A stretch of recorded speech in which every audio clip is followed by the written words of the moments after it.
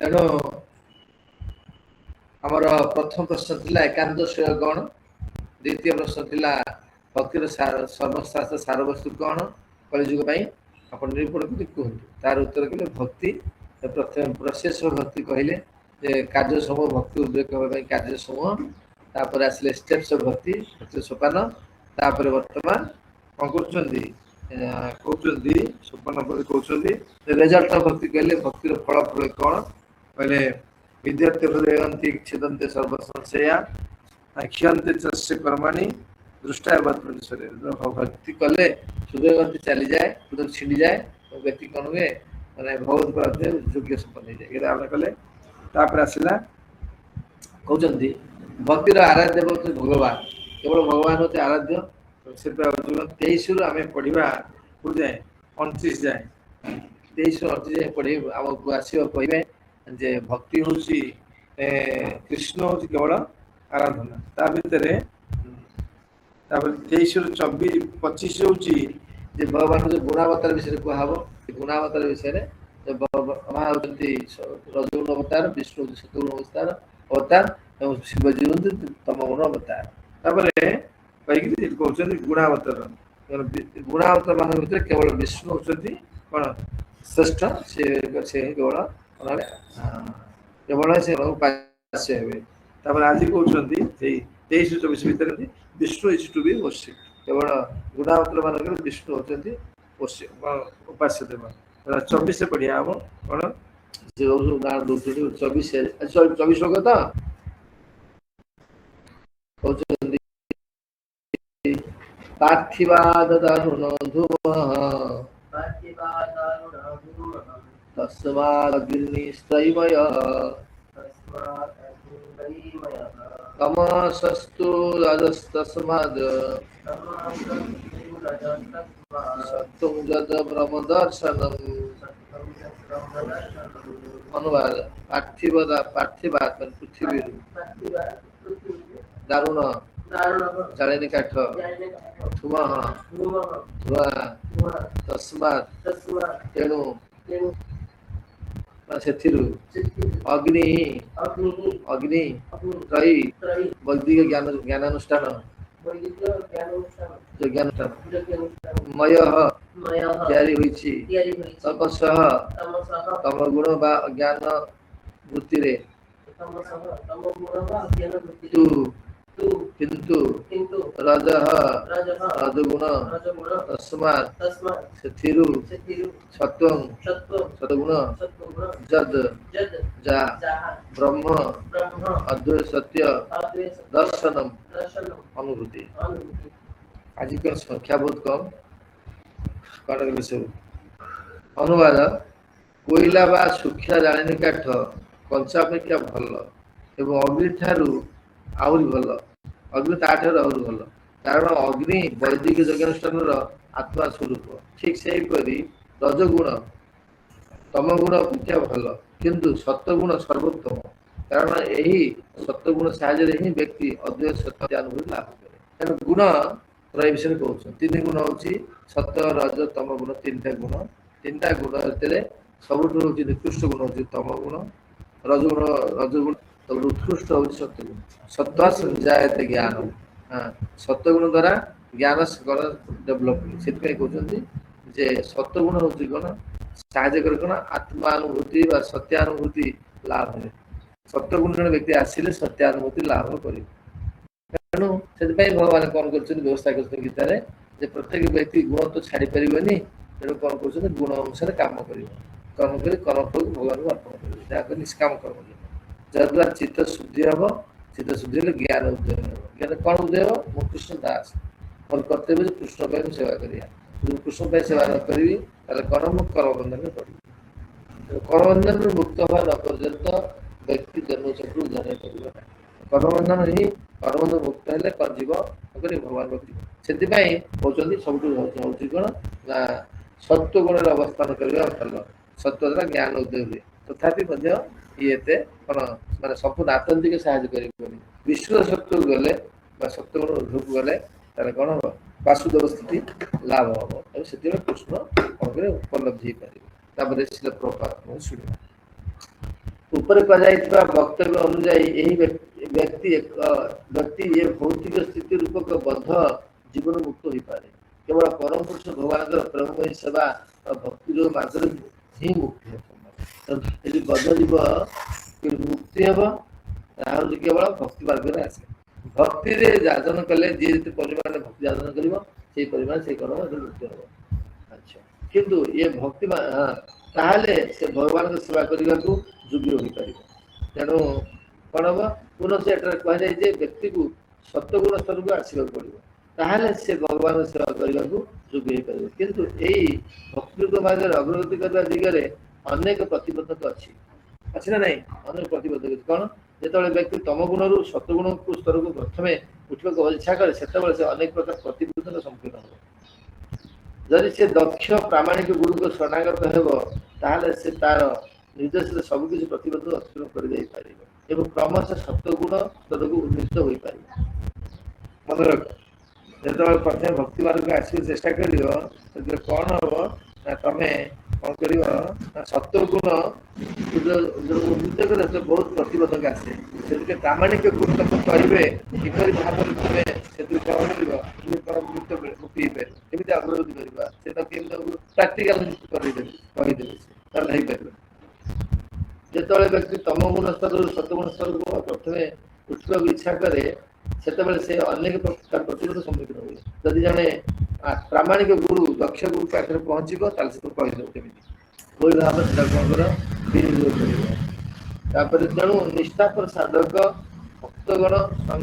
जड़े उपयुक्त गुरुकर शरणापन होगा उचित ना मार्ग अग्रगति करें ना जड़े उपयुक्त दक्ष गुरु शिष्य को जेको स्तर को तम हो रज हो सत्य स्तर उठे पारे प्रामाणिक गुरु दरकार दक्ष गुरु दरकार अनुभवी गुरु दरकार हम गुरुर प्रयोजनता अच्छी से बहुत स्थिति जाणिक गुरुकर स्थिति जाणिक उठेबे विभिन्न स्तर लोकर विभिन्न प्रकार स्थिति अच्छी तेणु गोटे पोस्ट कि मेन्टालीटी अच्छी कि उठाया पड़ो जाना पड़े गुरु जानते से कौन करेंगे तदनुपात गाइड करेंगे निर्देश देवे से निर्देश मानने ही उठी पारे हेनी मन मान कले हेनी अनेक लोग भक्ति पागल होती आसिक कारण से समाधान ठीक भाव में विनियोग कर केतक भावती भगवान जेको सुख को पूजा कले ये प्रकार फल मिले कि ठीक है भगवान विष्णु रूप व्यतीत अन्य समस्त विभिन्नांश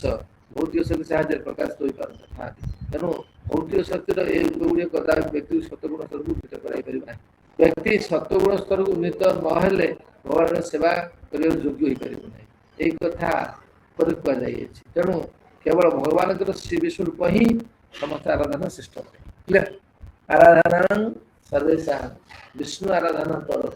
सबुठा जिते आराधना अच्छी सब विष्णु आराधना सर्वश्रेष्ठ आराधना अन्य आराधना कौन इनडायरेक्ट आराधना विष्णु भगवान मना कर कौन ना जे भी अन्य देवता आदते श्रद्धा नित्या ते भी जतते मान अविद्युत पूर्वक जे अन्य देवता करे से मत अविद्युत पूर्वक पूजा करता है तेणु एटा विधि पूर्वक नुहे जदि बा प्रत्यक्ष पूजा नहीं परोक्ष भाव भगवान को जाऊँगी तथापि यह ठीक नुहे ओके नीच प्राणी मानकर जीवन बा असभ्य संस्कृत असंस्कृत जीवन तमगुण द्वारा नियंत्रित हुए जी कहीं तमगुण अच्छी जे जीवन सभ्य नुहे असंस्कृत है से तमगुण अच्छी मानव तथाकथित सभ्य जीवन बा सभ्यता रजगुण स्तर अटे बर्तमान जो मानव समाज अच्छी रजगुण पर आधारित अहंकार रजगुण मुझा कर मत कि पारे मुझे खाया कथा यही स्तर मानव विभिन्न प्रकार भौतिक समृद्धि विभिन्न प्रकार चेष्टा करे रजगुण रही विभिन्न प्रकार भौतिक अग्रगति चेष्टा कर से विचार भ्रम विचार क्रम रूप हो दर्शन कला तथा नैतिक चरित्र संबंधी सिद्धांत सम्बन्धित संस्कृति प्राप्ति एवं सूक्ष्म आवेजुक्त भावना मैंने जिते रजगुण अच्छे से कह मुझे कौन ना मु से कह मुझे कलार एक्सपर्ट हेबी अर्थ राष्ट्र हेबी चारित्रिक भाव ठीक हेबी ये सब रजगुण अधिकार है किंतु सत्वगुण स्तर यह अपेक्षा आउर उन्नत कर यही स्तर ही वास्तव व्यक्ति को अध्यवस्थ उपलब्धि में साहाय्य करे तेणु तुमको आप सत्वगुण आशा कर ताले कौन अजय शत्रु पाई परिबा अन्य कतरा यह ही कह जाय पारे जे भिन्न भिन्न प्रकार पूजा पद्धति तथा सही पूजा रे देवता ब्रह्मा विष्णु शिव आदि को जो अभिष्ट फल प्राप्ति हुए से मध्य गुणात्मक भेद अच्छे तेणु गुणामतर मान पूजा कर गुणात्मक भेद अच्छे कौन कौन भेद कह बर्तन आगू कह कौन कौन भेद अच्छे आगू से कह बुझीगला जे गुणावतार भेद सब कहे तेणु से गोटे कनक्लूजन दौरान ये अवस्था जो गोटे कनक्लूज दौरान अंकुर संख्या पहुंचाऊँ कौन से 25 कौन भेजिरे मुनय अर्थ अग्रे भगवत मधुक्षजे सत्यं विशुद्धं क्षमाय कल्पन्ते जे अनुतानिह भेजिरे माने तांको प्रति अर्पित सेवा मुनय अर्थ अग्रे एपरि भाव समस्त मुनि के पूर्व भगवंतम परमहंस भगवान को अध्यक्षजम दिव्य सत्यं अस्तित्व विशुद्धं भूत प्रकृति त्रिगुण ऊर्ध्वरे क्षमाय अंतिम लाभ प्राप्ति निमित्त कल्पन्ते योग्य जे जो माने अनुसरण करती तान अनुसरण तान से माने यह ए भौतिक जगत रे अनुवाद जे से कहउचंदी पूर्व समस्त विशिष्ट मुनि ऋषि वृंद परम पुरुष भगवान सेवा अर्पण करथिले कारण से भूत प्रकृति तीन गुणर बहुत दूर अवस्थित भौतिक बंधन मुक्त होगा निमित्त से माने परम पुरुष भगवान पूजा करथिले जो माने यही मुनि ऋषि मान मार्ग अनुसरण करती से माने मध्य ये भौतिक बंधन मुक्त होई एवं योग्य होतंती तेणु भेजी रे माने तांका प्रति भेजी रे मुनय अथाग्रे बहु पूर्वाकाल मुनि माने ए काम करूछन्ती कोन करूछन्ती ना से गुण होगा पाई कोन करूछन्ती भगवान को आराधना करूछन्ती आउ सत्य विशुद्ध क्षमाय माने जो सत्य गुण उद्धव दिया से भगवान पूजा कर अर्थात आम तर कथा पदाक अनुकरण करवा उचित एवं शास्त्र सम्मत होकर शास्त्र वर्णना कराई मुनि मैंने कर निर्देश आमको भगवान सेवा कले आम धीरे धीरे करवा निष्काम कर्म जो कले आम धीरे धीरे कौट जावा कौट की आम जा भगवान पाक जा मुक्ति पाइबा योग्य हो शिल प्रभुपाद भावारे कौन कहते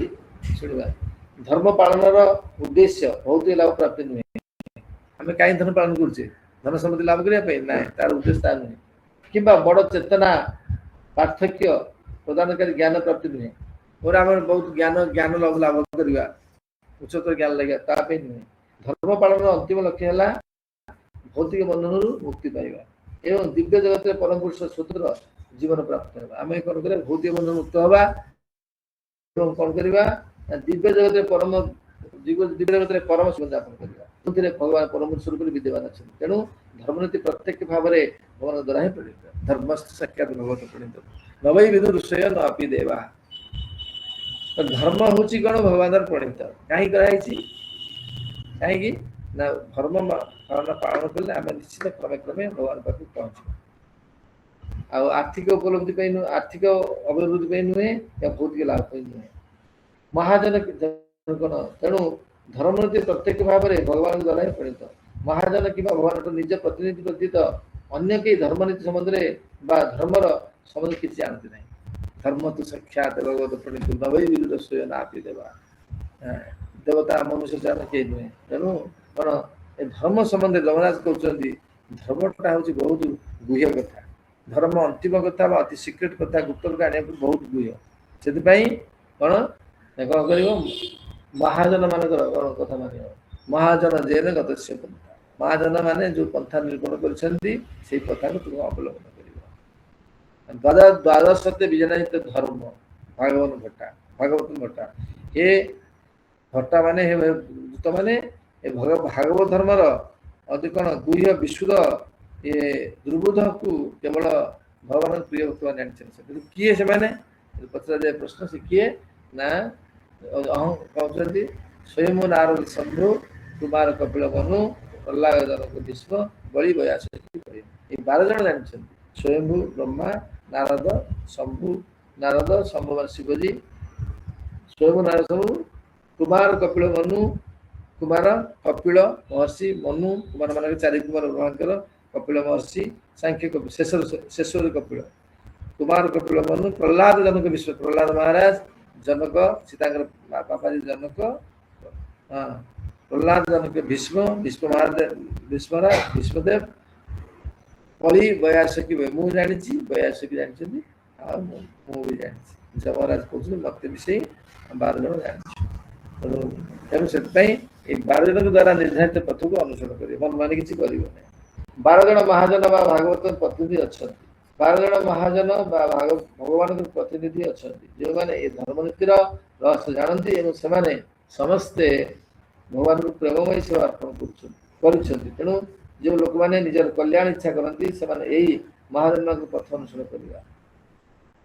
महाजन जय पथ ताते हव्य अनुरत पूर्वापर करिया विचार महाजन जय पथ ताते हव्य अनुरत पूर्वापर केते दूर लागिवो केते दूर लागिवनी से कथा ना पूर्वापर करिया विचार तेणु जो लोक मैंने निजर कल्याण इच्छा करती से यही महाजन मानकर पथ अनुसरण करवा उचित एवं यहीपरि भाव से जीवन परम लाभ प्राप्त हो परम लाभ प्राप्त होगले महाजन मान जो पथ निरूपण कर पथ को अवलंबन कर दरकार किसी रिसर्च करना नहीं मन मान करना अलरेडी रिसर्च डन माने गवेषणा सब आगु हो जाइए खाली जस्ट खाली केवल अनुकरण करिया कथा अनुसरण करिया कथा जो विद्वान व्यक्ति से किसी कण ना रिसर्च करे ना R&D करे ना रिसर्च एंड डेवलपमेंट करे ना अलरेडी डन हो जाइए ताकि अवलंबन कर दरकार महाजन पथर अनुकरण कले धीरे धीरे बिना बाधारे बिना विलंबरे कृष्ण मान पहुंच तेणु महाजन पथ हूँ श्रेष्ठतम पथ ओके महाजन से पथ ताते अनुरोध पूर्व पर करिया एक कथा कहले तार काली हला कौन ये हूँ कौन भगवान विष्णु 23-25 भगवान विष्णु होती निश्चित भाव में उपास्य योग्य तापरे आसो 26 आरंभ हो 26-27 हूँ कौन कहे जे अन्य देवता पूजा करनी से विषय कहे 26-27